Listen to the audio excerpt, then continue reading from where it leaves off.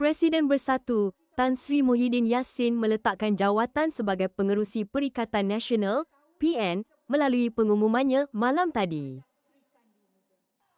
Peletakan jawatan Muhyiddin itu disahkan Setiausaha Agung Bersatu, Datuk Seri Muhammad Azmin Ali dan Ketua Penerangannya, Datuk Tun Faisal Ismail Aziz.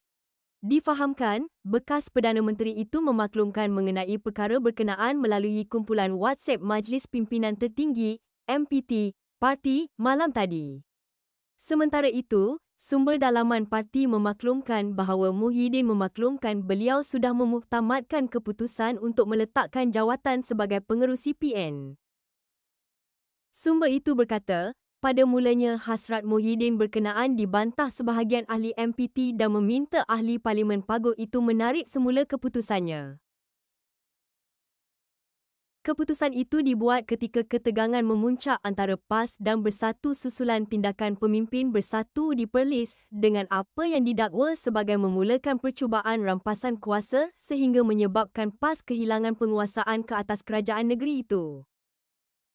Perselisihan hubungan antara PAS dan Bersatu semakin ketara sehingga menyaksikan peletakan jawatan Ahli Dewan Undangan Negeri, ADUN, Sanglang dari PAS, Muhammad Shukri Ramli sebagai Menteri Besar. Sejak itu, pemimpin PAS mengancam sama ada akan meninggalkan PN dan mencari pakatan baru bersama UMNO atau mengambil alih sendiri kepimpinan PN.